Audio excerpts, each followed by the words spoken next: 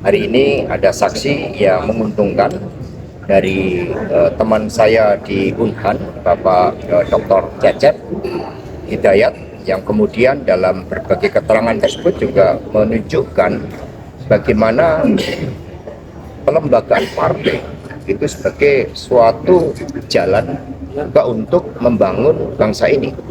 Itu juga ditegaskan komitmen saya terhadap nilai-nilai hukum, komitmen saya di dalam mendorong program-program pemberantasan korupsi, dan kemudian rumah aspirasi di Sultan Syahrir itu juga menjadi tempat bersama bagi banyak orang untuk berdiskusi membahas gagasan-gagasan besar kita tentang Indonesia.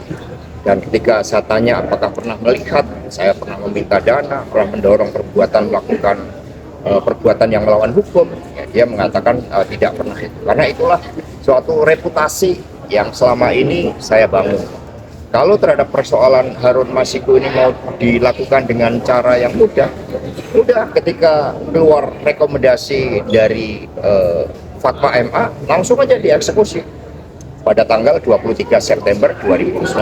Tapi mengapa kemudian baru permohonan pada tanggal 6 Desember? Karena memang tugas sebagai sekjen itu bukan hanya untuk mengurus satu persoalan, tetapi mencakup ruang lingkupnya itu nasional dan internasional. Sehingga paling tidak reputasi itulah yang selama ini saya bangun dan juga saya pertaruhkan dengan seluruh integritas yang saya miliki. Terima kasih. Mas, soal 2 kali ditawari jadi menteri dan posisinya strategis tapi Ya artinya kalau kita melihat bagaimana partai menjalankan fungsi kaderisasi kepemimpinan, bayangkan setiap 5 tahun kami menghasilkan 19.000 calon anggota legislatif.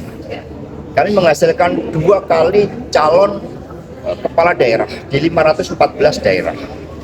Kami menghasilkan pemimpin-pemimpin di seluruh tingkatan sampai ke akar rumput. Sekiranya proses menyiapkan pemimpin dapat dilakukan dengan baik secara terlembaga, secara sistemik, termasuk melalui psikotes, maka ini akan menghasilkan suatu kontribusi bagi bangsa di dalam melahirkan pemimpin yang baik.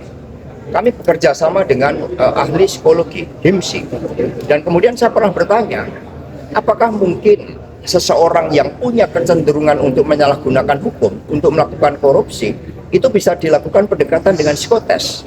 Ternyata belum memungkinkan. Satu pendekatan yang memungkinkan adalah untuk mengukur integritasnya. Maka kemudian kami lakukan psikotes di mana integritas itu menjadi salah satu dimensi yang diukur di luar aspek kepemimpinan, kemampuan menyelesaikan masalah, dan kemampuan membangun organisasi.